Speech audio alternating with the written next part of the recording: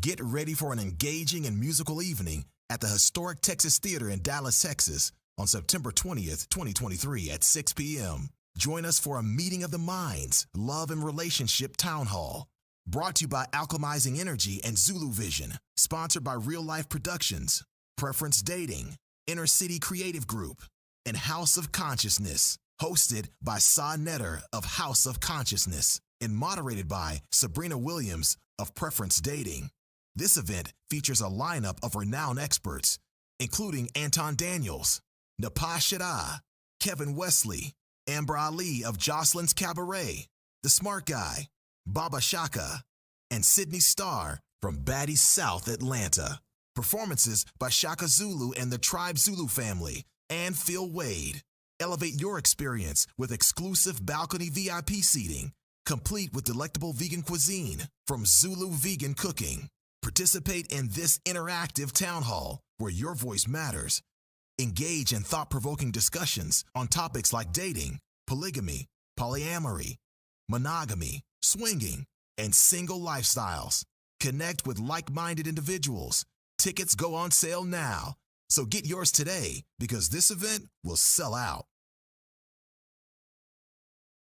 Get ready for an engaging and musical evening at the historic Texas Theater in Dallas, Texas on September 20th, 2023 at 6 p.m. Join us for a meeting of the minds, love and relationship town hall. Brought to you by Alchemizing Energy and Zulu Vision. Sponsored by Real Life Productions, Preference Dating, Inner City Creative Group, and House of Consciousness. Hosted by Sa Netter of House of Consciousness and moderated by Sabrina Williams of Preference Dating. This event features a lineup of renowned experts, including Anton Daniels, Napah Shada, Kevin Wesley, Amber Ali of Jocelyn's Cabaret, The Smart Guy, Baba Shaka, and Sydney Starr from Baddie South Atlanta. Performances by Shaka Zulu and the Tribe Zulu family and Phil Wade. Elevate your experience with exclusive balcony VIP seating, complete with delectable vegan cuisine from Zulu Vegan Cooking. Participate in this interactive town hall where your voice matters. Engage in thought-provoking discussions on topics like dating, polygamy, polyamory, monogamy, swinging, and single lifestyles. Connect with like-minded individuals. Tickets go on sale now, so get yours today because this event will sell out. Get ready for an engaging and musical evening at the historic Texas Theater in Dallas, Texas on September 20th, 2023 at 6 p.m. Join us for a meeting of the minds, love and relationship town hall. Brought to you by Alchemizing Energy and Zulu Vision. Sponsored by Real Life Productions, Preference Dating, Inner City Creative Group, and House of Consciousness. Hosted by Sa Netter of House of Consciousness and moderated by Sabrina Williams of Preference Dating. This event features a lineup of renowned experts, including Anton Daniels, Napah Shada, Kevin Wesley, Amber Ali of Jocelyn's Cabaret, The Smart Guy, Baba Shaka, and Sydney Starr from Baddie South Atlanta. Performances by Shaka Zulu and the Tribe Zulu family and Phil Wade. Elevate your experience with exclusive balcony VIP seating, complete with delectable vegan cuisine from Zulu Vegan Cooking. Participate in this interactive town hall where your voice matters. Engage in thought-provoking discussions on topics like dating, polygamy, polyamory, monogamy, swinging, and single lifestyles. Connect with like-minded individuals. Tickets go on sale now, so get yours today because this event will sell out. How's it going, everybody? How's it going? What's up, Beauty for one? Miss Jimmy Jim, Marcus Brown. What's up with the face red and droopy eyes? It doesn't show anything. I don't know what that looks like. So I'm just excited to finally bring back our guest, Mr. Kevin Wesley. We're gonna give him some time to join. Um, but last time he was here, we discussed polygamy. We discussed you know just his wives, like all like the certain things about being polygamous.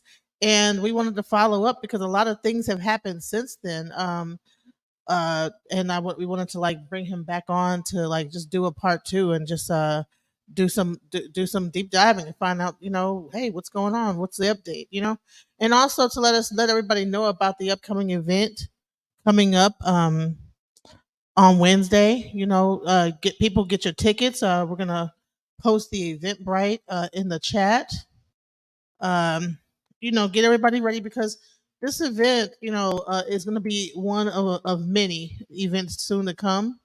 So I really want people to know that, when you attend this event, you're going to be a part of a live studio audience. And it's going to be eventually it's going to be actually made into a docu series. Um, we're trying to get picked up so by a larger sorry, my we're trying to get picked up, from as an actual series, in like a bigger network, or like be able to sell this to a network. So you might find yourself on an actual network, on top of like the Zulu Vision network that we have right here, ZuluVision.tv. I want to give a shout out to ZuluVision.tv and check out the Zulu Vision TV website. Um, Here is the link to the. I don't know why it looks like that. It's really weird. Here's the link.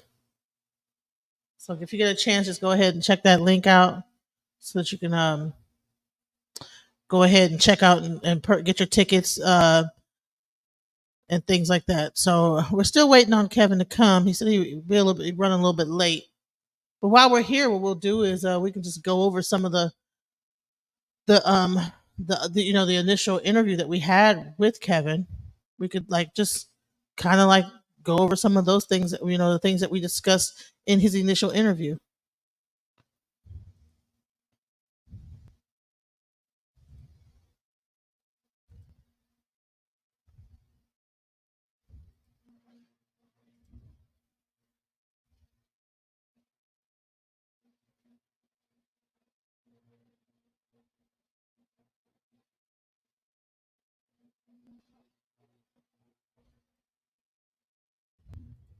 Okay. Okay. So my question to you is,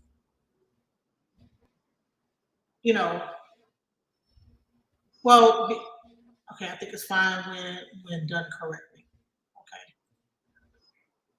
All right. So I want to get the background story. What is the background story? How did you become polygamous? Like what was the turning like thing? What was it that made this happen? Well, I can say I never thought I would be polygamous in that way. Never knew what it was, you know. Of course, I grew up on strictly monogamy. It's all I've ever known. Um, I did go through a separation with my wife for about 5 years. I was dating other women, of course, during that time. But I began to do more research on our cultures, and not for the specific reason of polygamy, but through that, I learned about polygamy. I learned about it from a very righteous way, not a superficial way, right? So I can see how it's better for for us and our ancestors, how they used it and practiced it, and how many cultures across the world still use it. For me, I was in a loving relationship with Lacey, and I was dating some other women with the thought in mind to become poly. In my research of other relationships and things like that, I would talk about that with my ex-wife because we were still best friends during the separation and all. And she would say, that sounds like something I could do, you know, so she didn't think it sounded bad or anything like that. We always talked about everything. But I went through something with the other women that I was dating, and I decided I didn't want to date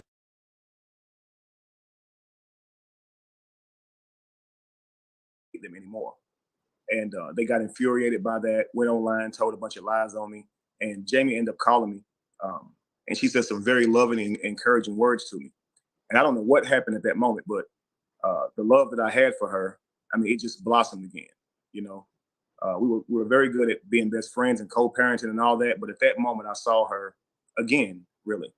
And that's when I said to myself, what am I doing seeking someone else to be my partner when I already have a wife? I already have three beautiful children with my wife. It would be ridiculous for me to go get another wife and I already have a wife, So I asked her, would she be back in my life if she would have me? And she was honored to. She said, I would love to, so I arranged for her and Lacey to meet.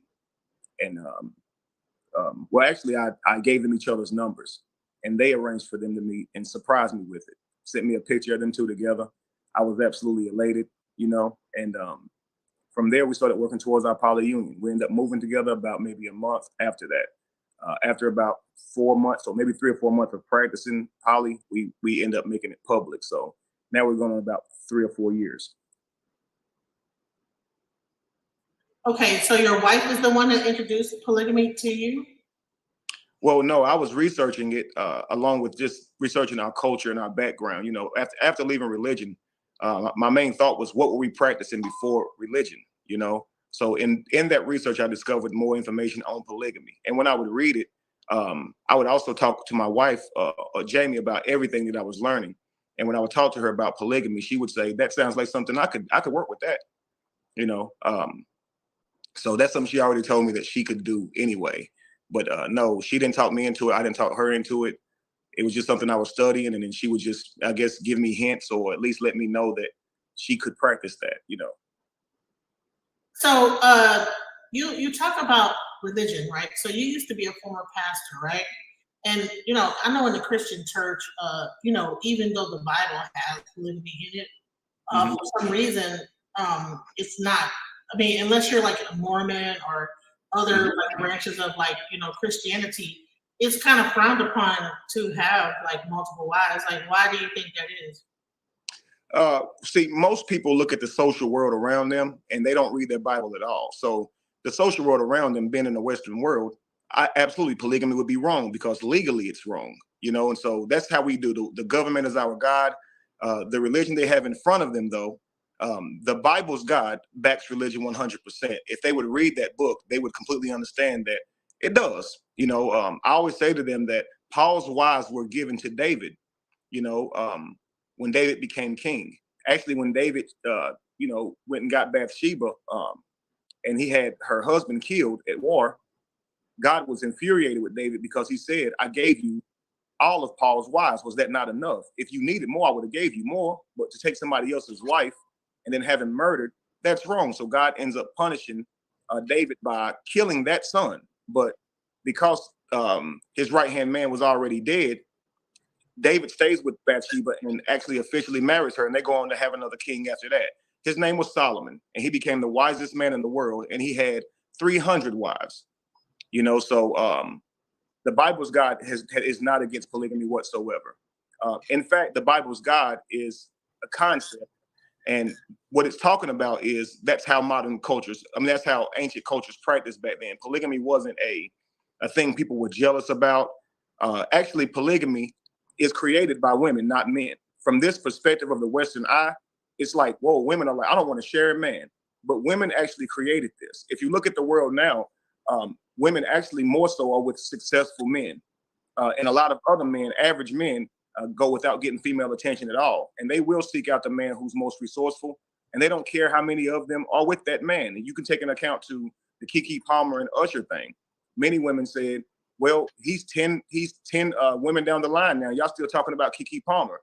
All those women were ready to be sang to by Usher. They didn't care if he just sung to another lady. And that's women nature, honestly.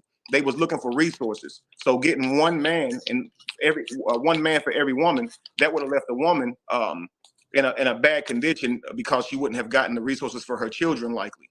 Where they would actually look at a guy who was capable physically, meaning that he's strong enough to hunt and provide for the whole family, resource the whole family, protect the whole family, that he has the demeanor of a leader, someone who will raise their children. And many of those women would marry that same man. So if you go to different cultures across the world, women actually look to married men for marriage because they look at how they treat their current wives. And the wives are encouraging them to come on and join their union because they get what they would call a helpmeet, someone that helps them, do the things, do the roles that they do for their husband or for their families. So, from the modern eye, of course, the Western eye it's just supposed to be monogamy. But I'll challenge y'all on this. For anybody who may say, well, that's not how women think. That's not how men think. Our natural way is polygamous. And you can tell that by the way we date whenever we're single. When we're single, we just deal with people, okay? If we were truly monogamous, we'd wait till we got one partner and stay with that one partner. It doesn't mean monogamy is not date like you're polygamous. And then when you're in monogamy, now let's be monogamous. It doesn't work that way. So I'll have people criticize me and say, Kevin, you're sleeping with two women, or you two women are sharing a man. And I say, well, if you're single, that man you're sleeping with, you don't know how many women he slept with this year. I've only been with two women in the past 4 years, you know? So, how we date when we're single leads to hookup culture. It leads to the community looking the way it is, and us not being accountable to us being poly means that we're not going to father those children that we left with those women, and we're not going to mother those children correctly either, because we're not being accountable to the fact that we are making these children out of wedlock. If we were truly monogamous, like I said, relationships would look different from the start. Women would stay celibate, and they would retain themselves until they married one man and stay with that one man. And men would do the same.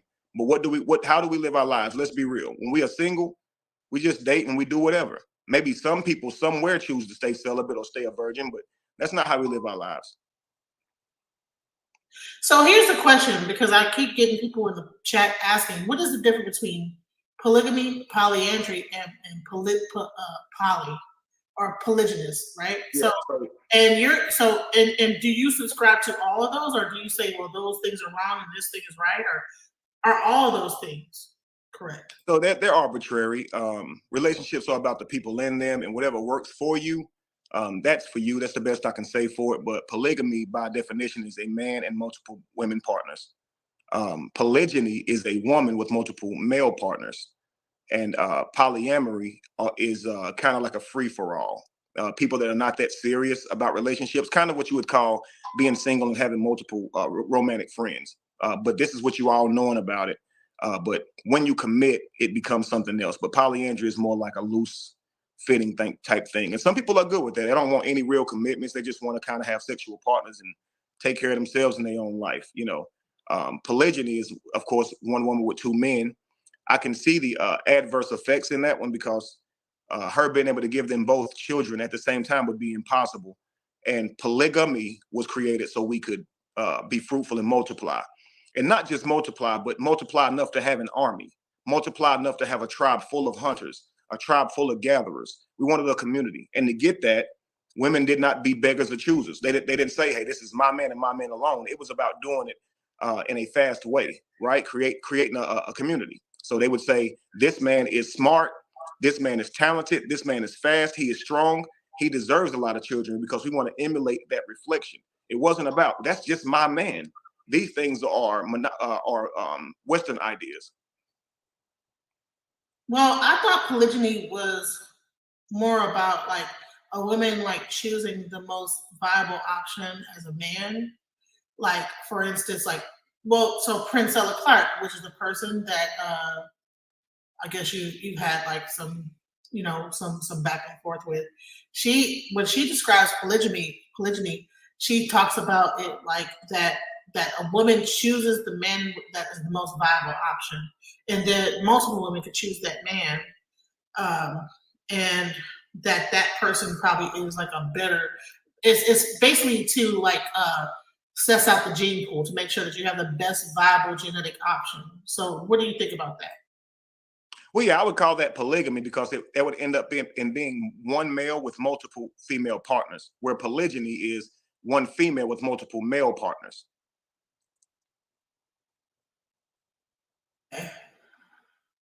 The way I understand it, I could be mistaken on the definition of the word. She could be correct on that.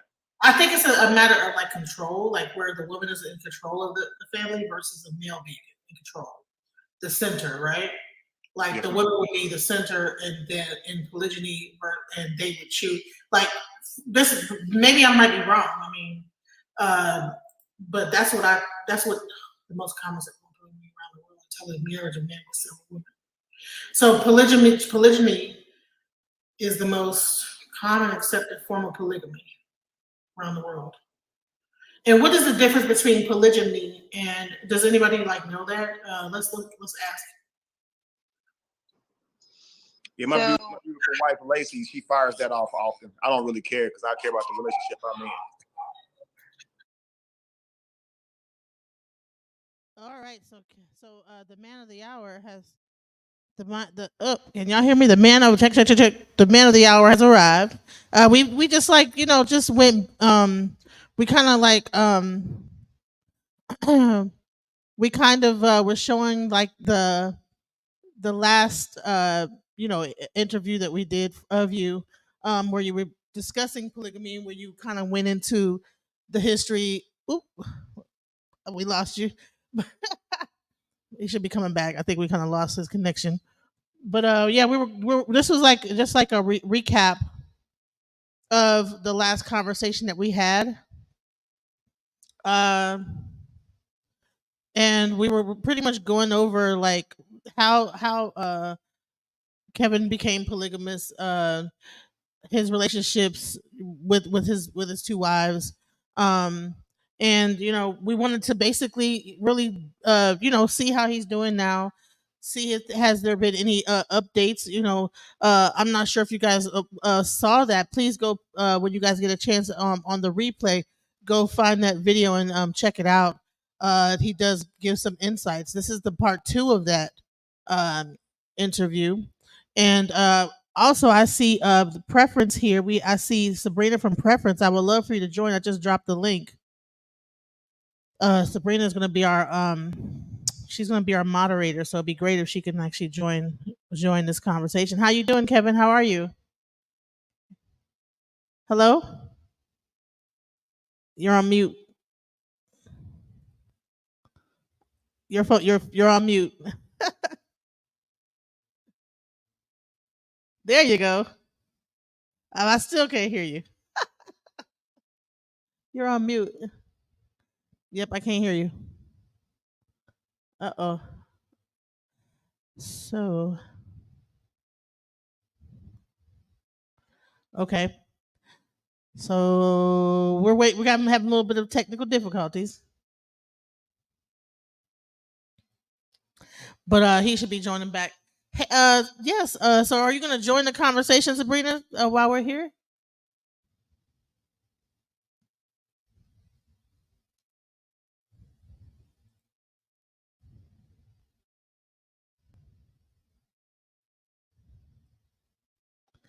Kevin, your device is not connected. You're going to probably like have to leave and rejoin because it's saying your device is not connected. I'm not sure why. Would you probably have to? I'm not sure what to do in that case.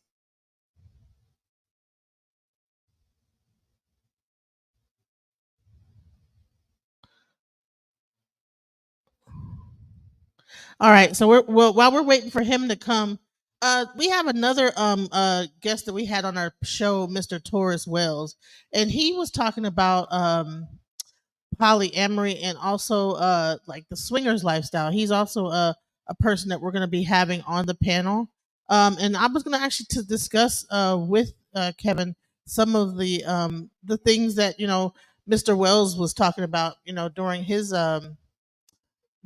show. So I wanted to just show some of that to you guys. We're going to be discussing like the differences between and what's the difference between being in the poly lifestyle and in the swinging lifestyle. I think that a lot of times a lot of people will think that they're poly, but really they're swingers. You know what I'm saying? They think that they're being poly, but they're really being swingers.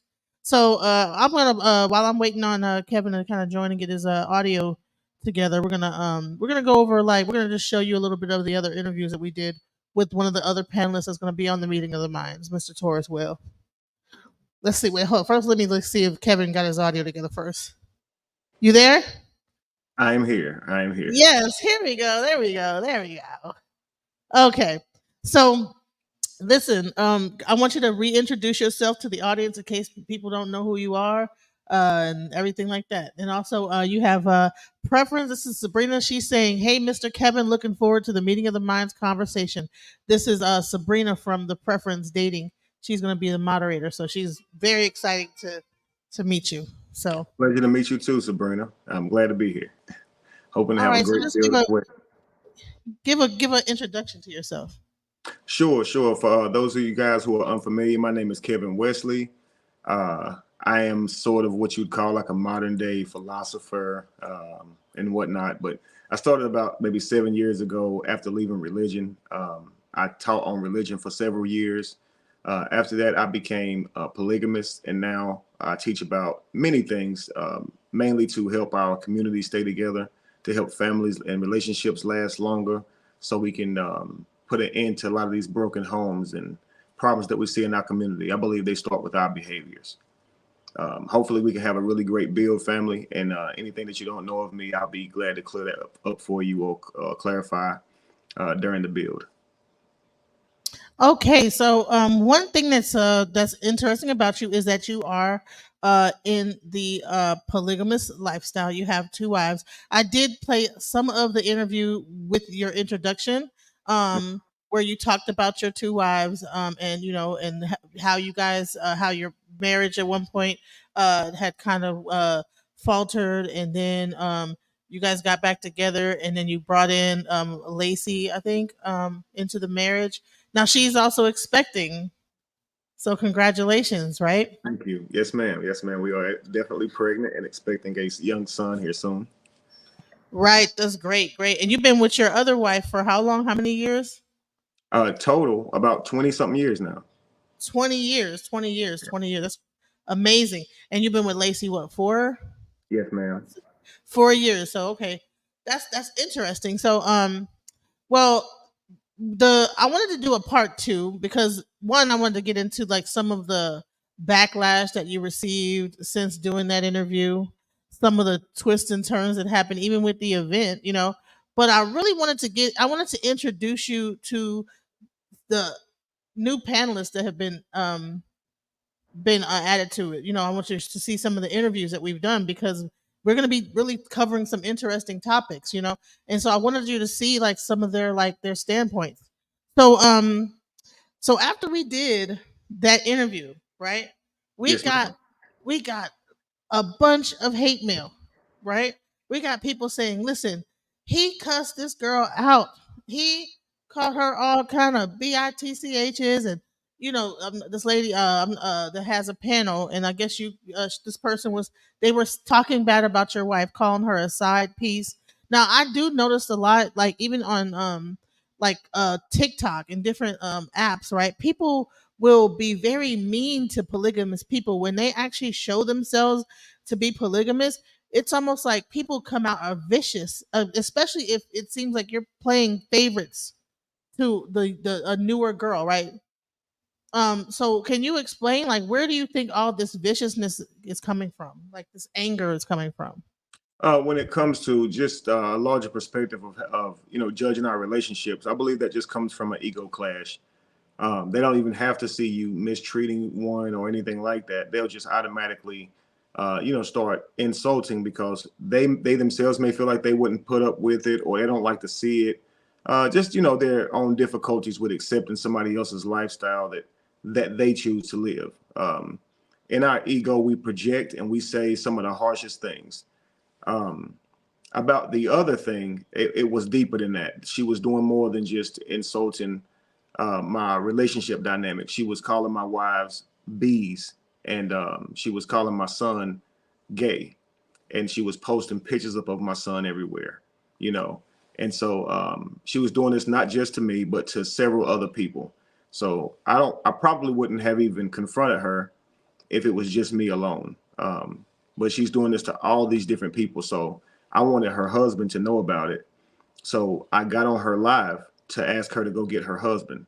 And this is when she started personally attacking me. She had been doing this with her videos, insulting my character, lying about my lying on me to ruin my reputation, several things, all because I was speaking out in defense of my brother in this horrible divorce that he's going through. So um, that's what that stemmed from. And then people try to twist that into me being disrespectful to her, but I literally returned fire. She was calling me those names, so I started calling her those names back. And it's crazy because we lost two panelists. Like initially the panel was going to be Princella Clark and Tanya TKO, Both of them ended up dropping off the panel because they were like, well, if you don't remove Kevin, we're not going to do it. And I said, you know what? I'm not going to remove Kevin. I'm not going to let you back me into a corner, and I'm not going to treat him like that. I don't think it's. I understood, like, if someone's calling my wife names, if I was married to, and she's pregnant sitting next to me, and you're calling her all kinds of names and stuff, that's not fair. And they don't even realize that she was sitting next to you the whole time, pregnant, listening to this person say call her all kinds of bad names.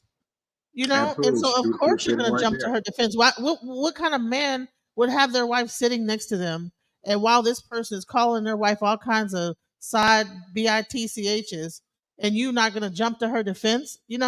What kind of man would do that? Absolutely. So Right. I applaud you for sticking up for your wife. I applaud you for being a man and asking for her husband or her man. And hey, listen, everybody wants to say, oh well, he spoke to her, this woman, this way. Well, I don't think it's right for a woman to speak to a man in that way and to be antagonizing a man, and especially with his pregnant wife sitting next to him, where she, what I'm saying, that's terrible to even hear when you have a baby on the inside of you. And it's very insensitive. And I wanted to just give you your flowers and say, well, you know, um, I've seen you be very graceful. You know what I'm saying? When people are attacking you, and I want to give you, like, a shout out for that. People have been attacking you. Thank you so much. Thank you so much. Yeah, there are people out here who will say some of the worst things to you, the most derogatory things, and do things that will absolutely infuriate you.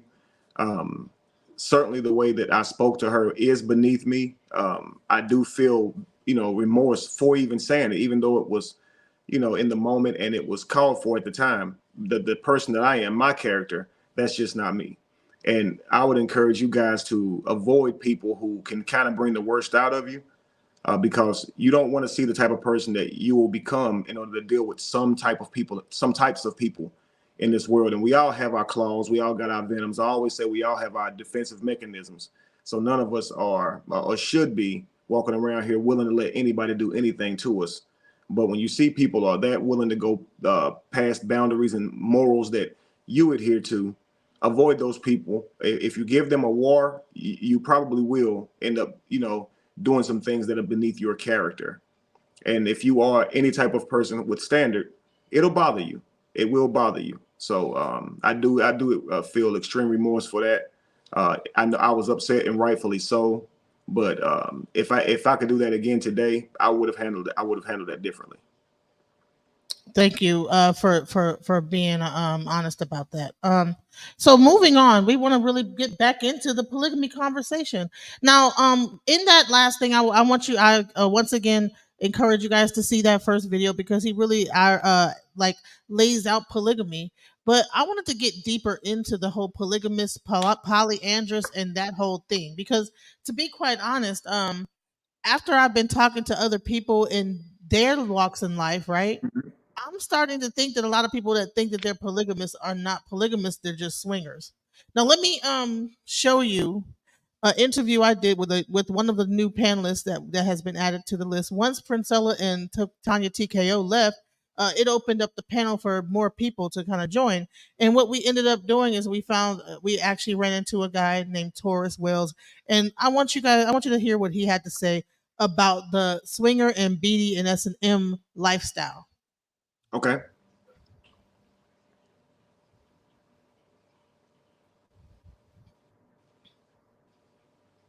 Taurus, right? So Taurus, I want you to introduce yourself to our great audience here. How y'all doing? I'm Taurus from the Dallas Fort Worth area.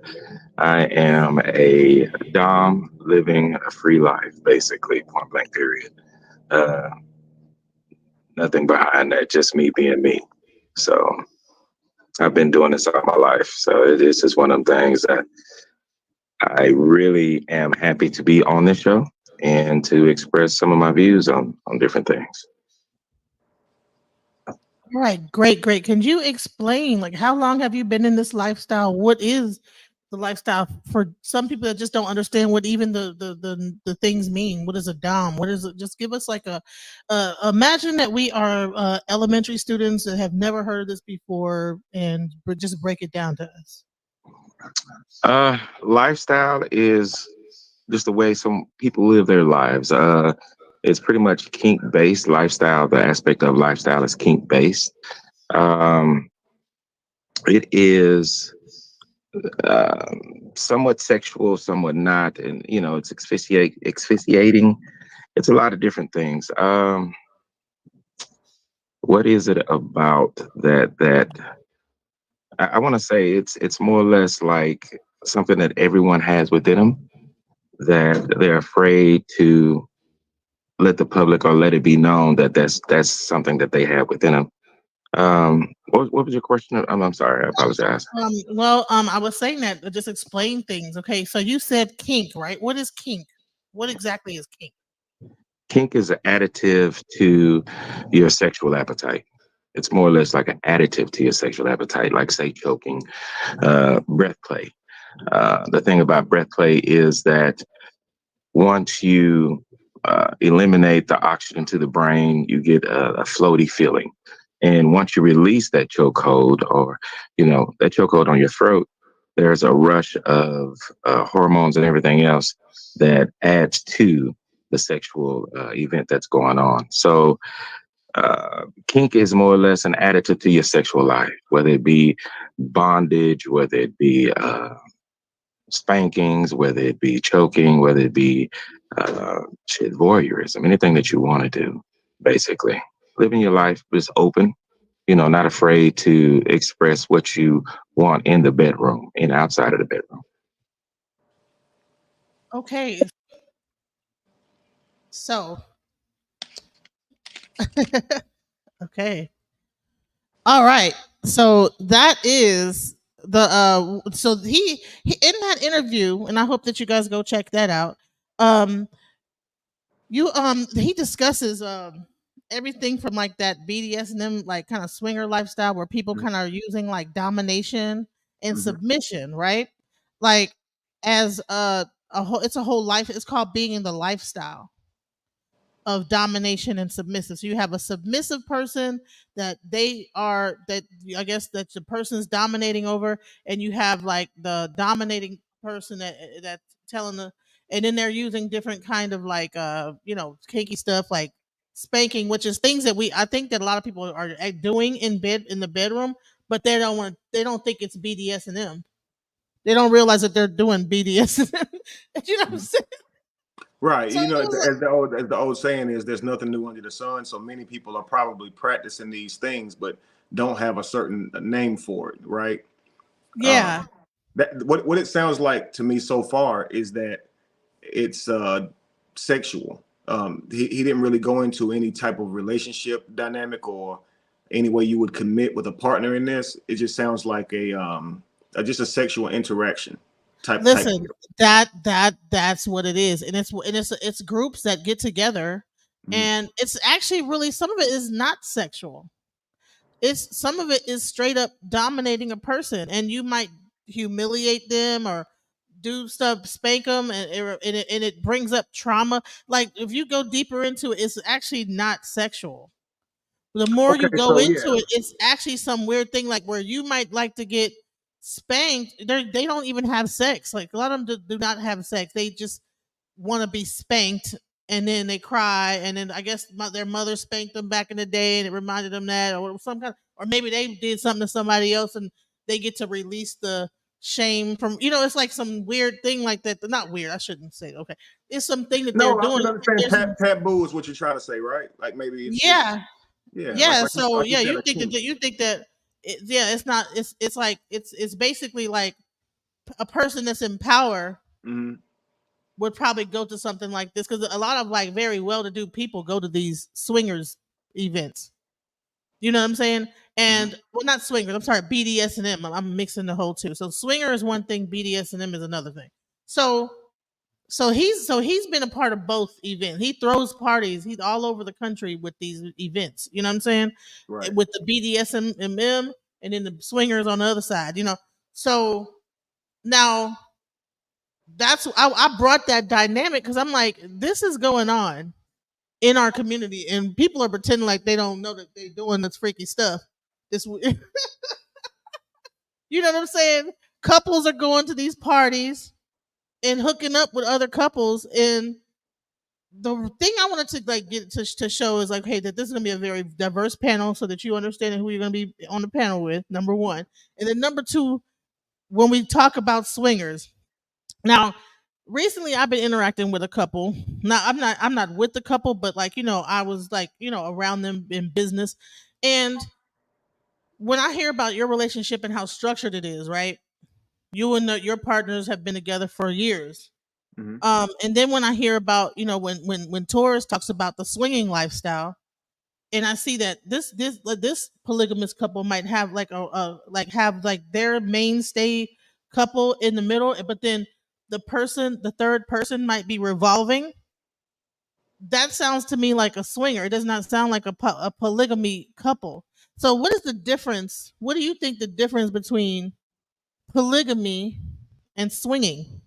What makes it cross the border of being polygamous versus actually just you guys are just being freaky and swinging whenever like maybe you have a bisexual wife or the husband is kind of bisexual or whatever, y'all just might be freaky and y'all just want to have a new person kind of rotate them out into your relationship. At what point does polygamy become a swingers relationship?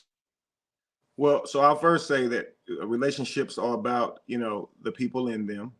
And everybody may like different things or be interested in a different relationship dynamic, whether that means you are committing or whether that means you have an understanding. Polygamy is more so about a commitment, a building together, a planning together, having a family together, whereas a swinger lifestyle is more about the enjoyment of sexual interaction. Um, I want to be clear that I'm not saying one is wrong over the other. For me, I'm a family man. I would prefer to build long-lasting relationships, have children through that relationship, through that family, stay with my family long term. But some people, they like living by the moment. Okay, they love that expression. And for me, I that's one of those things that you can definitely enjoy. I say definitely protect yourself, as in every relationship, but I chose the path that leads to lineage and legacy. Okay. The enjoyment of sex for me is beneath my vibration. I don't see it as being harmonious for our community, simply because it leads to you know uh, broken homes. It leads to us raising children with people that we are not married to, that we do not have a covenant or a long lasting relationship with or an understanding with. And these children go missing out on what they need. Um, I have partook in a hookup lifestyle. I get it. Many of us still do. It's hookup culture, but we are leaving a trail of chaos, of damage, just based on through our actions. Just us enjoying our bodies and enjoying the pleasure of it often leads to relationships not being harmonious. So sex is something that I believe we should take our time and have more understanding about it, and nurture relationships overall, more so than just focusing mainly on sex. But I do understand that we live in a culture with many different people, and there's always going to be different people out there, and so every person has to choose the life they want to live. I have seen people in a lifestyle similar to what the gentleman is speaking about, and they are absolutely happy. It fulfills them. It gives them life. It gives them what they need. That lifestyle would not fulfill me, and my lifestyle may not fulfill them, you know. But I would just say the blatant differences I can see is commitment. I believe commitment, long term, building families through it. Um, it seems that the swinger lifestyle is not based on family or any type of orientation of that sort. If that makes any sense. Yes, it does. So now a lot of times when I do see like a polygamous couple, um I notice that there's always like the main couple that's been there, the main wife. Like, okay, you say your main wife's been there for 20 years. Um then they have like and then that main wife might be a little older, and then you have a younger wife, you know. Or is so? Do you think that there is like a dynamic, like, do you find it hard, like, to kind of like be able to like manage between having like two different kind of like age groups that you have to deal with? Like, okay, you have one wife that's probably kind of aging with you, and then one that's like way younger. Like, do you find any difficulty in that? No, not at all. Jamie and I are actually the same age. She's a few months older than me, and Lacey, I think it's like 6 years younger than me. Um, no, it's perfectly fine. I would say that a man should earn, I would say, his second wife. Now, a lot of people get together with both of their wives at the same time. Some dynamics are the women already are sister wives and look for a husband for themselves. But I would say if a man is doing it kind of like the old fashioned way, you have a wife, you build with her, she learns to trust you, support you. You learn how to be a husband through being her husband.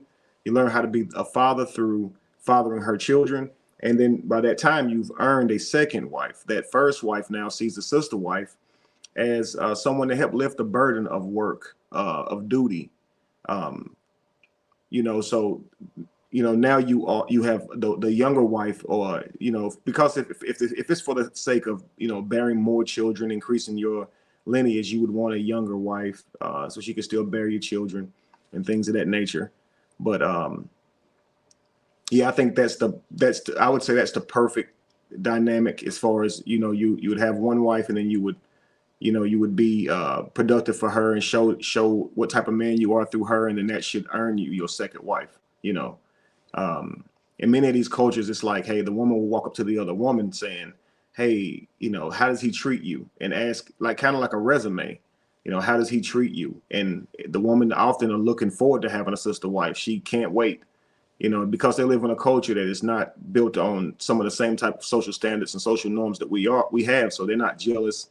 They would love someone to help with the domestic work and things of that nature. The whatever it takes to take care of a family or tribe. Now, if the further you go back, you can see the more of a need for it. Now we have washing machines and dishwashers and vacuum cleaners and running water, and we don't have to walk all the way to the water source and bring the water back, and and wash the clothes out by hand on these on rocks and things of that nature. So now it's a lot more convenient for us.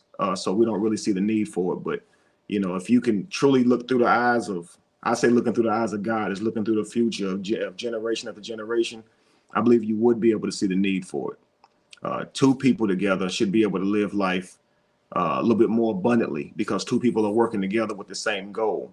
And even more people that you add to that with the same goal in mind, the same agenda in mind, you got to think that you would be able to function a lot easier. And we're already doing it. Even in hookup culture, you've got a man who's got 3 and 4 and 5 baby mothers, or a woman with 3 and 4 and 5 baby fathers. Imagine they all live together, spend together, save together, raise those children together. But hopefully that answers your question.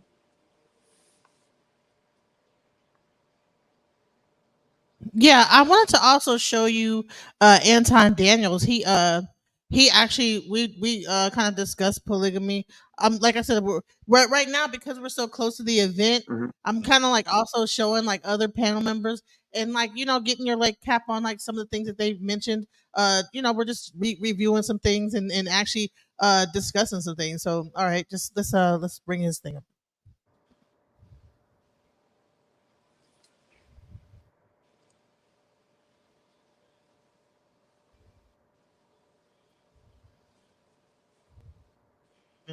And guys going and stepping out on the woman, and but they're really being polygamous, but they're not even realizing that they're being polygamous. You have a one guy with eight kids with different women, right? But so they're really being polygamous. Or if he has a side Is that chick, a lack of that? Is that a lack of dick discipline, or is that really embracing polygamy? Because I would tell you that most people don't even understand what history is. Culture is, and let me just say this specifically: culture is whatever it is that you embrace the most about the circumstances that you in. So currently, the thing that we embrace the most is the things that's the worst for us. It's the music that we listen to.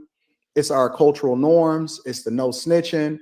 It's the neighborhoods that we live in. It's the lack of financial literacy. It's the misunderstanding of what coming together really is, as far as what a relationship is, or even what marriage is, right? And statistically, data says that roughly 80% of the women, especially the ones that are having children, are having them with 20% of the men. And guess what? They're complaining about it. Because think about it.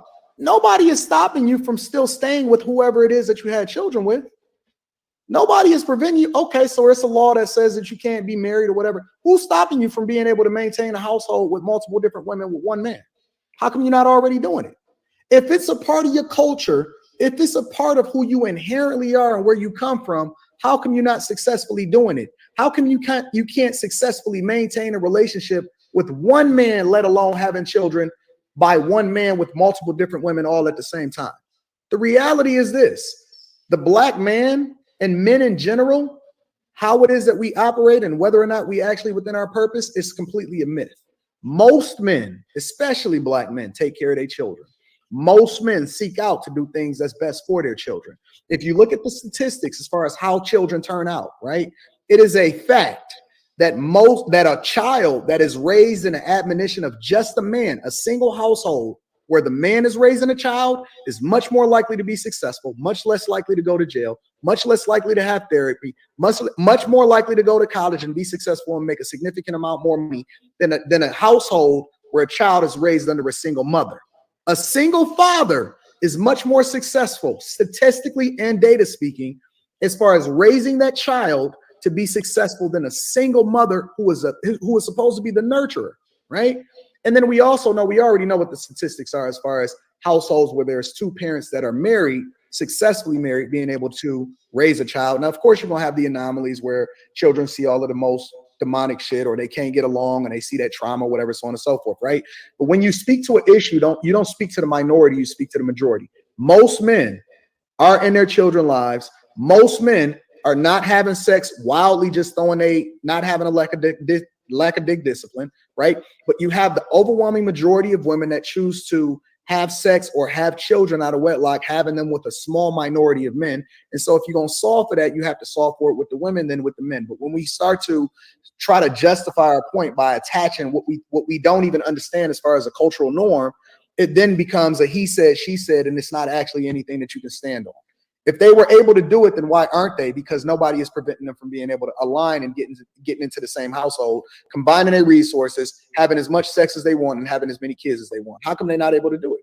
How come the guy that have children by 7 different women are not all in the same household, building a legacy and having greatness and having a whole bunch of financial success to where he can pass on that generational wealth over into his kids? Nobody is stopping him from doing it.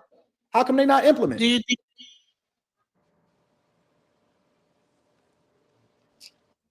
All right. So, any comments on what you think he said? What he said? What he said was absolutely on point, and that's probably along the lines with everything that he has said so far. I love Anton. We have a very similar way of thinking. I absolutely agree with. I don't think I've heard the man say anything that I absolutely disagreed with. I could attempt to answer the question. If it's in our inherent nature to be polygamous, as you see men when they're single, how they live is pursuing multiple women. Why is it that man that has 6 or 7 children is not in a home with all those 6 or 7 women? The guy who has 6 or 7, baby mothers, why is he not living with all those women, having a harmonious relationship? Honestly, because we've been stripped. We don't know how to go about building a relationship with one person in a monogamous relationship, let alone multiple partners. So if those relationships aren't practiced as if they're going to be polygamous, honest and upfront, it's going to be difficult to get women who are monogamous, who had sex with you and you only, and even if they had children with you, to throw away all of their social acceptances and just move in and try to make it work.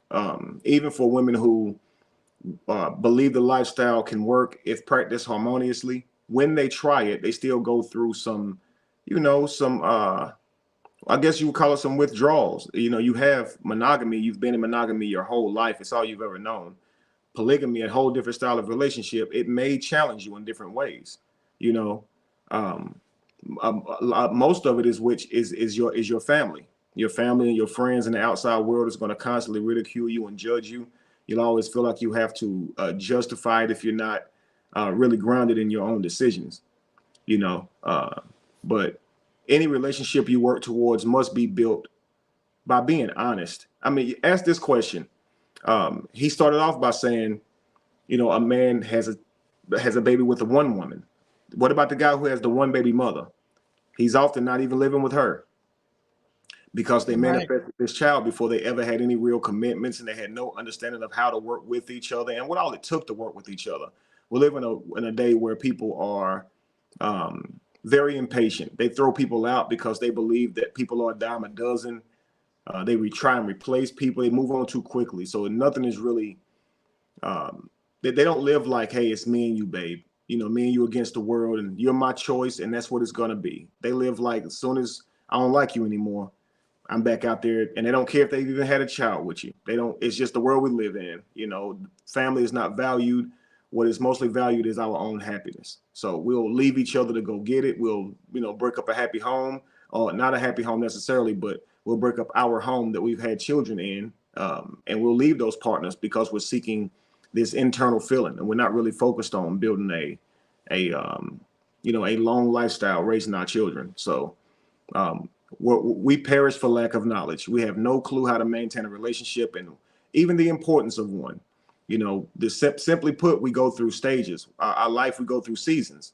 As we grow older, we need each other even more. You know, and so in all honesty, you'd have to go all the way back to training us when we're young, that your life is about cultivating your own family someday, whether you're a man or a woman. Your goal should be to develop yourself to become a husband or wife so you can be a father or a mother and lead your own tribe and your own heritage. I know you guys think that this life is more than about that, but you're falling into these lies from the Matrix that's telling you that, you know, life is about more than that. It really is all about family heritage, lineage, and passing on that heritage and doing it again to building strong families and staying unified. It really is about that, you know. So you have to teach this though in our early childhoods.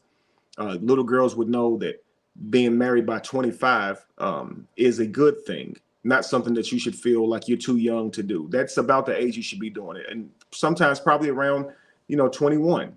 You know, it's probably about when you should be getting married and starting your family and raising children and working with someone and finding a man you can believe in that you can build a family with and try and stay with for your lifetime. You know what's Especially if you're weird trying to is be that monogamous. I was actually told when I was in school, like when I was growing up, that I should not get married until I'm 30 years old. They told me do not have kids or get married until you reach your 30s. This was what the elder women taught me. This And this I'm is something 40 that's now, and I'm popular still in our not. culture. I did have my first children at 30. Like I was like a program, like a robot. You know, like okay, I'm 30 now, so time to have. But it was like a program in my mind. So and I'm not married till this day. So yeah. So, Yeah, but we but like that's something that's very common in our culture, and you don't see this in other cultures, but they definitely encourage a lot of it definitely encouraged a lot in our culture. The black people predominantly, getting married when you're older. Those younger years are for you to live your life or go through school or get your degree or earn your career, and sow your wild oats. right. But even if you go to college, find a husband. Even if you get a job, find a husband. And nobody should be soiling their oats. That's what hookup culture is, and that's how we're creating these children out of wedlock. That's how we're creating these families that are not harmonious. Each one of us have a responsibility to give our children grandparents. That means a mother and a father if you have them. But you have to give them parents at least, and that's you. So you got control over that. So we're responsible for finding women who model a mother to your child, and ladies are responsible for finding a man that models an example for who their son is going to be. And if you're sleeping with somebody and they haven't done that, they're unworthy, and you're simping. You're giving somebody something they don't deserve because it's really sacred. And the Matrix is going to tell you that it's just something for you to have pleasure with. So we're selling our birthrights for pleasure, man. It's unreal. And I know there's people out there who they're more pleasure driven, and they believe their bodies ought to enjoy and things of that nature. I get that that's their idea of it, and who am I to tell them that life is different than that? But my philosophy, the way I see it is, sex is something that's supposed to be sacred. That's how babies get here. That's how we all got here. We wake up every day thanking God for another day, when really we are here because people had sex, simply put. And sex is fun. It is pleasure. It is pleasurous, right? But the simple fact is, if you take that thing for granted, man, you may not be giving your children what they need. And I want my children to have a mother and a father. I want them to be led and nurtured and have everything that they need on both sides of that coin. So yes, I've partook in hookup culture, but the man that I am today, I never would, because or at least I never will again. And in every relationship I pursue will be with intent, because we can't be wasting our seeds like that. And honestly, ladies shouldn't either. We should take our time and pick the right partners. We all see what's been going on in our community. So the way we change our communities is changing our own behavior. I did ask Anton this, is that, do you think that when you do marry, should you marry for love, or is marriage really a business? Like, Yes, marriage should you is a end up business. marriage for love? Should you marry for love? Well, marriage is a business, but marriage has always been a multi-use thing. It's not always just for business. It's not always just for love. Sometimes it's for status. Sometimes it's for economics. So we know marriage is a useful tool to human beings, right? Should somebody marry for love, though? I would encourage you to I would say it's good to love the person that you marry, but none of us should be marrying someone based on the emotion that we feel in our chest, only because it's no indication that a person has the standards, the morals to be a lifetime wife or husband. Too many times we marry off of emotion because we really care about this person, but we haven't actually vetted them to see if they have what it takes to be a great mother or father or husband or wife to our children and our legacies. So I always tell men, do not marry a woman just because you love her. Make sure that she embodies what you're looking for in a wife and a mother to your children. If you are marrying her simply because you love her and you're putting up with nonsense, then you are being feminine, because you're being led by your emotions and you're not making a decision long term that suits your family, right? We get that women are going to be more feminine and lean more into their emotions, but I would also encourage women, don't just marry a man because you love him. If he's not already displaying traits that shows he's a good leader, that he is disciplined, if he's not already working, if he's not already developed himself in a way to be able to be resourceful, you should not be marrying him. That would be ridiculous. Your love for him is not going to make him a man. You understand? And you can't make him a man. Like, he has to have the desire to hunt and be a man on his own. And so you can't change him. And what you should be looking for is father qualities and husband qualities, right? If that makes any sense.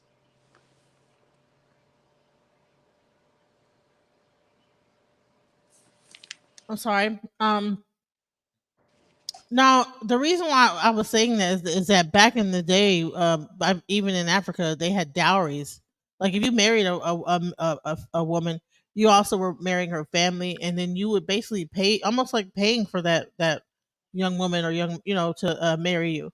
Do you think that? What do you think about that? Do you think it's almost like slavery, kind of like you're buying a woman like cattle, or do you respect the dowry? Do you think that we should go back to that kind of culture? Well, again, now that's difficult to look at through I guess through not through Western eyes. So a dowry paying for a woman, whether you're giving uh, assets or monies for someone, I do think it just sounds misogynistic. I believe a woman should marry you based on her own will and her choosing you. I think a man should marry the woman that he desires to marry. However, I understand also that back in the day, they were making the best choice possible for their daughters. Um, at least I'd like to believe that. You know, now, if you don't go back so far, I would agree. I would think that men should ask for the father's daughter's hand in marriage. Ask him before he asks her out, so he can have an opportunity to vet that man and have a say so in his daughter's life, to be able to say, "Baby, trust me, he's not the one. Honey, I don't like that guy." And tell her exactly why, and teaching her what to look for, because I don't believe that our young girls know what to look for in a husband. I believe they're brainwashed through social media and television to look for Jodies and men who are ill-equipped for families and marriage. The men who are mostly just looking to have some fun. And I think that women don't know how to vet, and I don't think men do either, because they often find themselves just laying down with somebody with a big butt, and they're not really looking for people of character and things of that nature.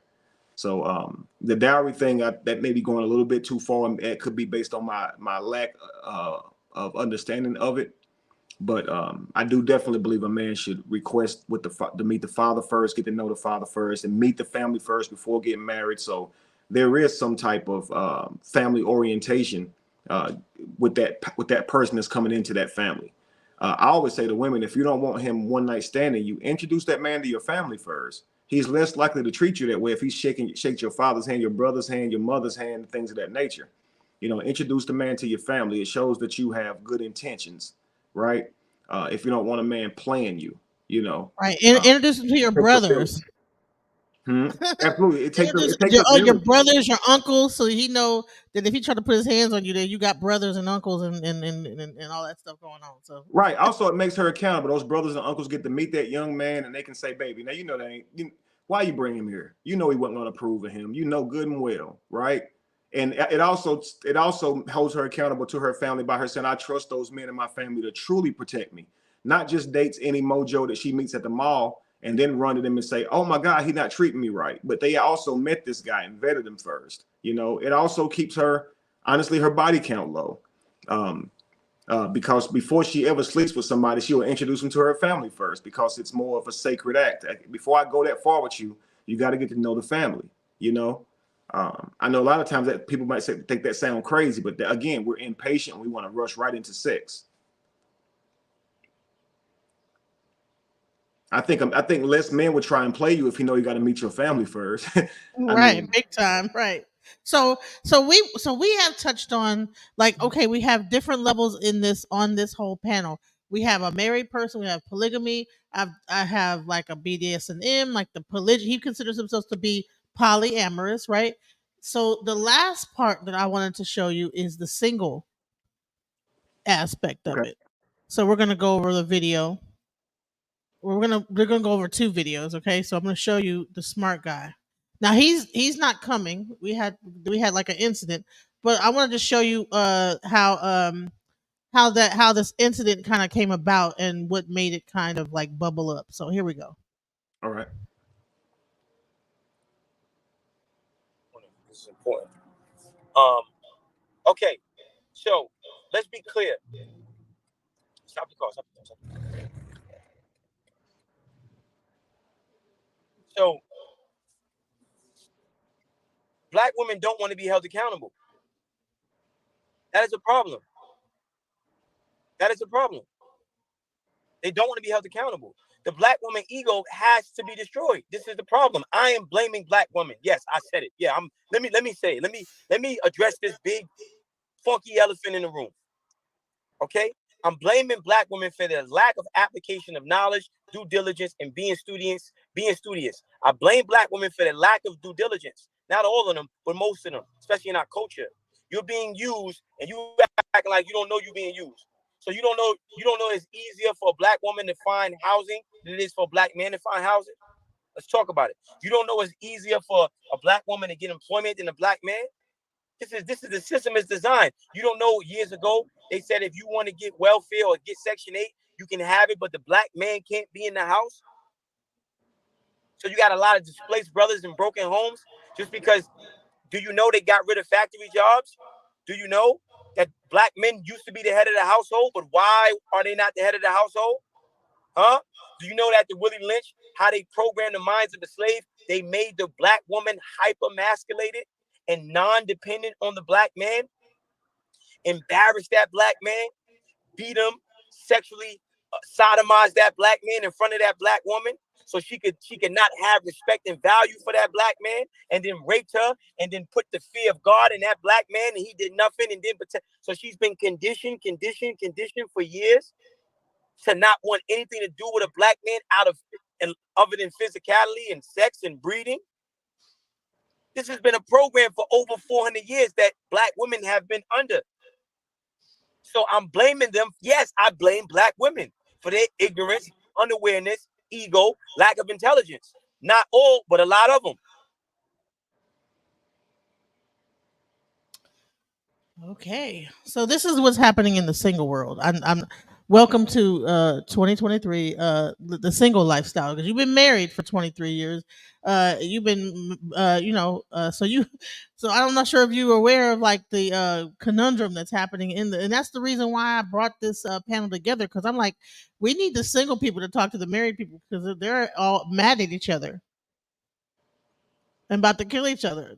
You got the women blaming the men blaming the women, you know. So, Absolutely. what's your thoughts? Well, and I've seen a lot of that. And you're right. I was in a relationship for so long. Jamie and I separated for about 5 years. And in there, I got to see a little bit of what it looks like out here. And I wasn't pleased at all. Okay. So let's just say I was spoiled with Jamie. She treated me very well the entire marriage.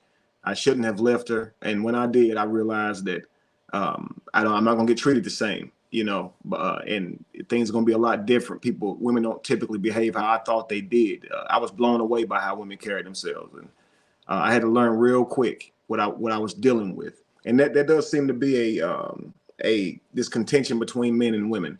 Men are saying, hey, it's on you. Women are saying, hey, I blame you. Life has always been about changing your own life. Life has always been about you making the right decisions for your own personal life. And that does mean you have to take an account for your life. You have to learn. You have to be receptive. You have to be willing to change your life and do whatever it takes to change your life. You know, what he said, he was right about. Everything he said, he was right about. But he's not right about saying, I blame you. It's your fault. Again, every person is responsible for learning and researching and, you know, taking up the reins of their own life. So if you ask me, I would blame men. And I'm not saying that the world as we see it is a man's fault, but I would tell a man, your life as you see it is your fault. It is your responsibility. You know, these type of women exist. You know, these type of women exist who don't care anything about being supportive, nurturing, needing a man. It's up to you to not choose them. So I always say, us as men, if we set out to find a good wife, a good woman, I promise you we'll find her, even if we have to look through straw to find that needle. Often we're sleeping with whoever's in front of us, so we'll sleep with women who we know is unworthy of our hand in marriage, of us marrying them, of us really taking care of them, or even worthy of a relationship with us, and we'll sleep with them anyway, knowing she does not embody any of the healthy characteristics that we're looking for, and we'll sleep with her anyway. You know, I've seen men even say, I would not marry a single mother, but then you'll sleep with her. Like, that makes you the problem because you're willing to sleep with her, but you're not willing to marry her, you know? So at some point, it's like if everyone takes an approach to say, I'm going to live my life the best way I can to manifest the best version of my life, I promise you, you would not sleep with people who you know think that way. You wouldn't. It's a complete waste of time. Whatever traumas they have been through has led them to further believe in this. You're not going to change their mind. So it's best to just find a woman who embodies what you're looking for. And that's the same for women who say, all these men think this way, all these men think that way. Then you find one and don't deal with one until you find the one that thinks how you like for him to think, that sees life in a way that you can respect him and support him, you know, because obviously there's wrong men out here. We get it, you know. So what it angers me, all the things that he mentioned, it angers me that more women are not aware or even trying to make themselves aware to the world that we live in and how unfair it is. And at the same time, many of them will say it's a man's world, but it's not a man's world when the men in that world are suffering because they don't have a voice, suffering because the laws are 10 times worse for them than for a woman. You know, the laws just simply around that their access to their children is completely chaotic in this modern world we live in. So most men are even afraid to have children. Most men are even afraid to get married because they look at it like it could be the end of my legacy. You know, it could break me. It could destroy me marrying someone and she doesn't want to be with you anymore. Because there's all these loopholes to be able to leave him and, you know, no fault divorce and take half his monies and take access to the children. And man, listen, for if you as ladies could imagine that you could be with a man married to him, and if he wanted to, if he felt like you weren't giving him what he needed, he could put you out and keep the children.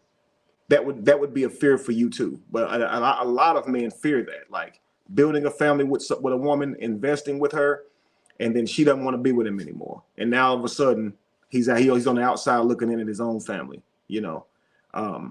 But I would say that man is responsible for who he ends up marrying, and that woman is responsible for the man that she ends up marrying. So at the end of it all, when you find yourself complaining about your partner that you're with, know that you chose that person and know that you didn't have to, you know. And so that's why when I look at even what he just said, while I agree with him, I would never blame what we see in this world on women. I try to build my own. I try to build my own my life by making the best decisions for me. You know what I mean? So we could easily blame each other, but we're gonna have to work together. So we're going to go back down on memory lane so we can actually see why we started this whole thing to begin with. This whole thing actually started with a meeting of the minds with Charleston White when two worlds collide. This was the first meeting of the minds that happened, and it was with Princella and Charleston White. Charleston White being a guy who's been married for multiple years with his wife, who also has an open relationship. And then you have Princella, the queen maker, who is kind of on the pink, they call it the pink pill, right?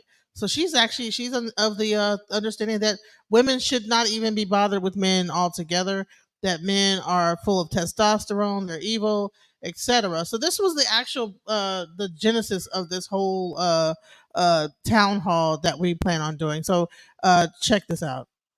The child molester in the Yeah, house. them hoes were touching on yeah, that dick too. Them little boy, 7 years old, that grown man dick. Women been molesting too. What happens in our house stays in our house culture now. All that. So let's keep it above. We know things going on behind closed doors. It was more women more women facilitate molestation than it was the man. Well, the woman overlooking. The woman overlooking. We not gonna put all this on the man. Because Martin Luther King, Malcolm X, Marcus Garvey, man, none of these people have been accused of abusing women. Yeah, we fuck a lot of women, but we ain't abusing women. Some women are meant to be fucked on. Some women need their ass kicked. Some women need their pussy took. Some women need to be. They need it. But you see, know here's why? the thing. Because all women ain't women. It's some bitches. It's some hoes. It's some ladies. And you have to know how, just like she can identify these suckers. I'm telling boy, you better not look at all girls and females and think they're a woman. Bitch, prove to me you a woman. You telling this to people who don't even know how to decode a facial expression. Listen, scientific studies show that the male can't even determine if a woman trying to attract him or not. Man, listen. So they tell boys, don't hit girls back. I've been whispering in my son ear, go hit her back. Hit her, she hit you, you hit her back. And that's why you got to stay away from males. That's why you got to stay in a woman's place. You got to separate. That's why you don't live with them. That's why you don't live with them. Don't go to school. And don't talk back to a man. There you go. Quiet and don't talk back to a man. Because all the women before me that I saw gracefully, those were those kind of women. Her grace and her essence of a woman would shut his motherfucking ass up. When the essence of a real woman come around, niggas pull their pants up, say, man, don't do that in front of her. Then it's naturally will be done it because her presence of a woman, a bitch won't get that response. A hoe won't get that. That woman that made her son kill her was a bitch. That man with that 14, that was a bitch. Arguing back and forth with a man. I would have watched my mama remove herself out of the presence of a disrespectful boy. Playing like he a man, wouldn't even responded to him. But a bitch got something to say back. A woman removes herself. It's certain things that a lady ain't go do. And when a lady walk into a room, men straighten up. I swear to God. Boys are misbehaved, but men straighten up. Now we talk about the effect when we still get away from the cause. So now, We just agreed earlier that women are kept out of the knowledge of a male. I done went down through the science of the things that women don't know about men. And women have been conditioned under patriarchy to let men do this, let men do that, support male degeneracy. So if we're not going to attack the root of the issue, talking about like what people my woman doing, said, he my sorry motherfucker. She happy with why you want to change the dynamics of the man. So what we talking about? If we can't speak out of both sides of the neck. Women got to do that, but it's okay. My woman accept my degeneracy. This is what I'm hearing. It's all the man's fault. No. I told you earlier. The people in this system are victims of this, the male and the female, because this goes against both the male and female nature. So that was the initial meeting of the minds. If you get a chance to see that, go and check it out, because it got very heated. He kicked over a glass and messed up my couch and everything. But like that was the genesis of this whole thing.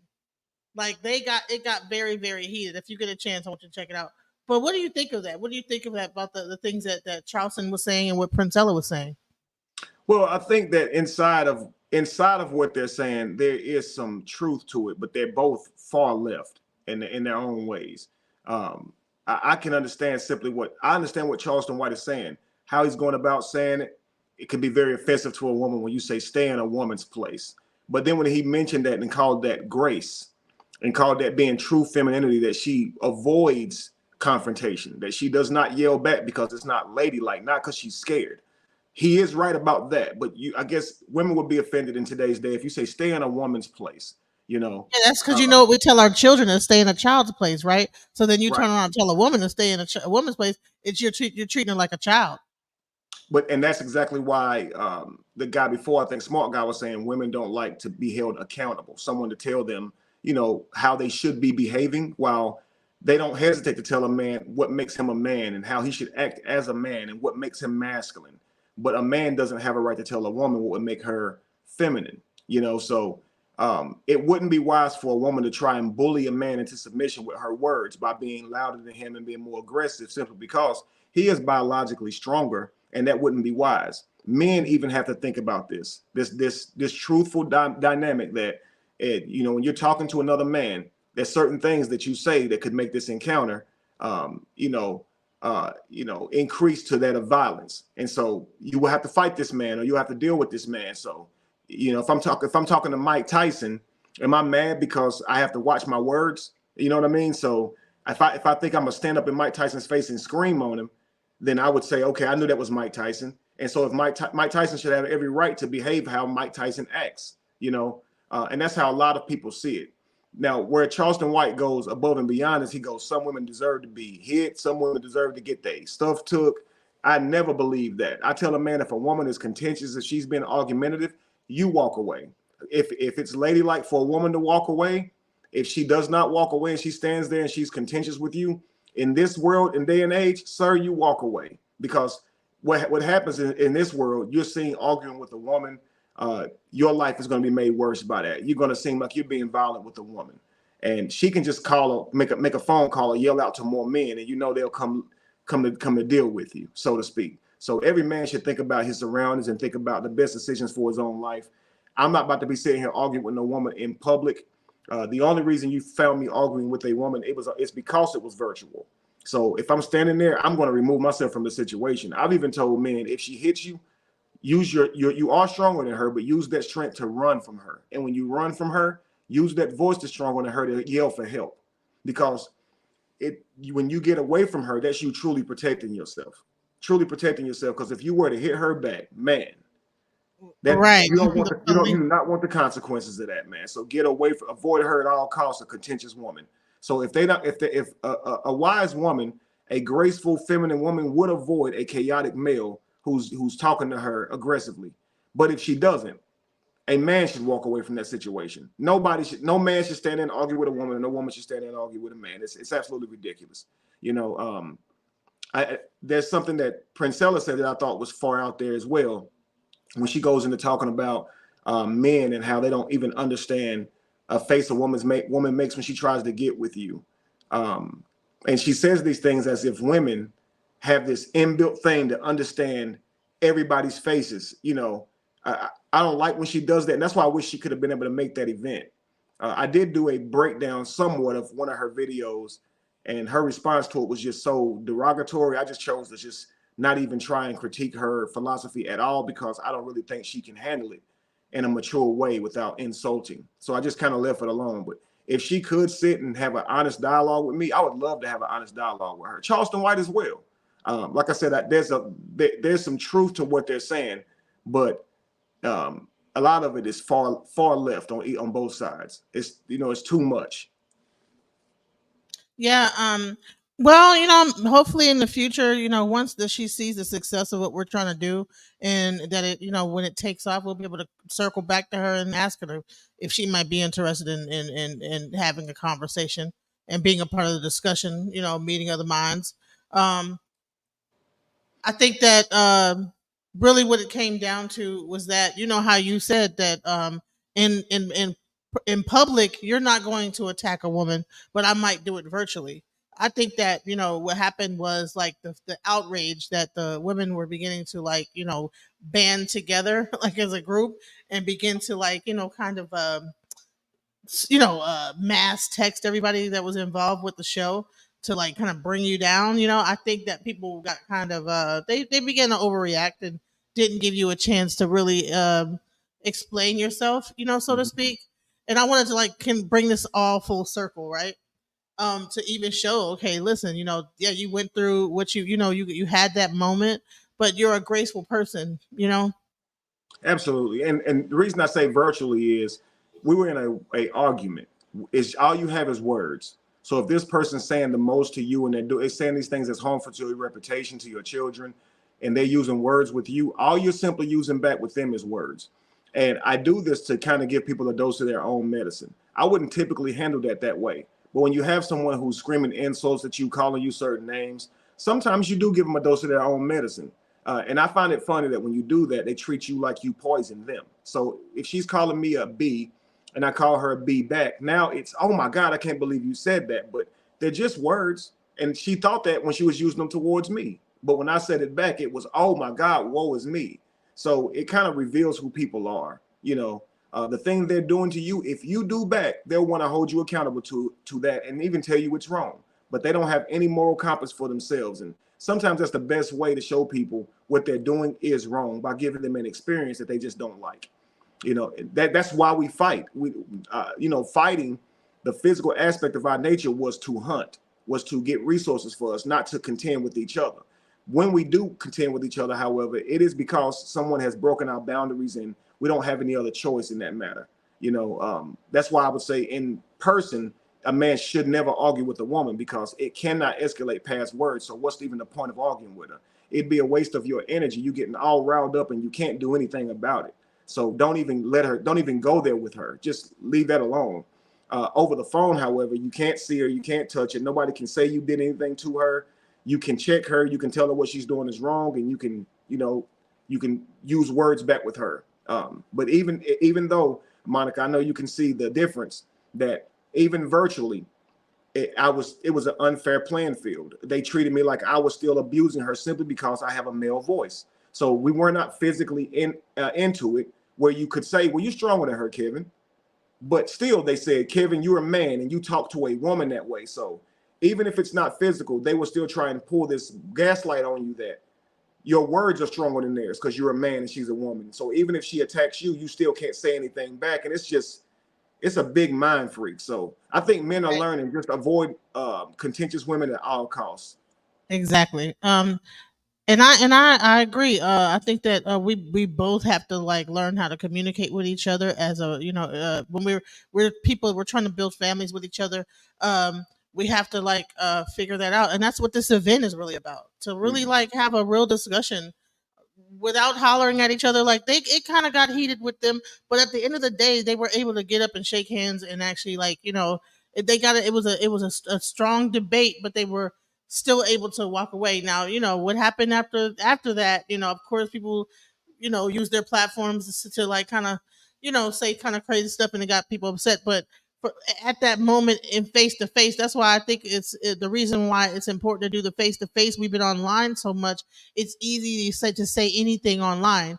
But when you bring people face to face, you get a more honest response. Absolutely. That's why these town hall meetings are important. And I Absolutely. wanted to, I want to get your final thoughts, about what everything, what I just said, and everything in general, and just say, close out. Absolutely. I'm like you. I would love to do these conversations in person. Get away from the ad hominems, the ridicule of the person, rather than just talking about the philosophy. I love to talk about the philosophy or the theory, the content of what the person says, and never focus on the person because they're not as important as what they just said is. And what we want to deal with is what they just said. Um, One of the things about Princella, I believe it's her name, when she talks about how masculinity is destroying our world, I could easily look at her and say, but you're dressing masculine. You've taken on a masculine type role, but that's not even important when dealing with her diatribe. So it would be an ad hominem for me to bring up what she looks like in order to deal with what she is saying. And that's why I want to do this type of event. So we can talk outside of our egos and express ourselves in a way that we're looking into the future and seeing what ways is best for our communities. I don't debate from an egotistical standpoint. I don't debate from just the way I see life or the way I want to live life. I've taken the time to look at the world through the eyes of God, a world that is more harmonic for the benefit of children growing strong to become fathers and mothers and recreate that cycle. Healthy children, healthy children, healthy children, healthy families. I believe in that, and I believe that whenever we get there and have this dialogue, I believe that many people, if not all, will absolutely agree with what I am saying.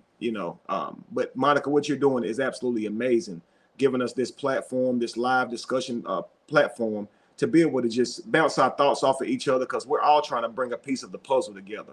We shouldn't be argumentative towards each other. This should be something that we all can get excited about because you're watching these Black people, family, who are coming together with hopes and minds of bettering our community. Come on, man, that's amazing in and of itself. So just hopefully the people that's coming and that are involved are not bringing ego, but you're coming to seek a more a harmonic way to live in our lives and building our communities. So thank all you guys for watching. I always have fun on here with Monica. Monica, you ask such great questions. It's such easy to build with you.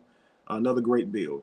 And I look forward to what's 2 days from now, being able to do this panel discussion. Yes, definitely. And I'm gonna drop the Eventbrite in the link and stuff like that. Kevin, it was so great to have you. I appreciate everything. And your wife, she's about to have her baby pretty soon. So we're hoping that she has 2 more months to go. Yes, ma'am. We're not trying to disclose that with the public simply because one of the things that lady was saying was she was mocking the idea that Lacey and I were having complications. So we just decided to just keep what's going on with our baby completely private because it'll be everywhere and they'll be mocking it and things of that nature. So, but thank you so much. Oh my God. It's all right. Would mock the birth of a baby. Wow. It's That unreal. is something else right there. Anyways, instead of celebrating life coming, wow. Toxicity. That's the reason why we're putting this event on because we're going to show that we can come together and we don't have to have all this this kind of backbiting. I'm sure that these people met you in person, they would not be able to actually feel the same way. You know what I'm saying? No, not Like at a lot all. of this behavior. So Absolutely. it's like a 2 degree. People are looking things from a small screen, and then they're making judgments. They don't realize you're a human being. You know what I'm saying? Absolutely. That's another reason And I love that you're putting this together. People once they get to know you and feel your aura, getting your presence, they would never believe these things that's being said about you on the internet. People will say anything. Exactly. So I just pasted the Eventbrite. I hope you guys come check out the show. It's going to be Wednesday at the Texas Theater. Please click that so you can if you could get a chance. And thank you guys. If you're in DFW area, please check out the link. Much love to Kevin. Much love to everybody in the in the chat room. Thank you so much. Good night. Peace, family.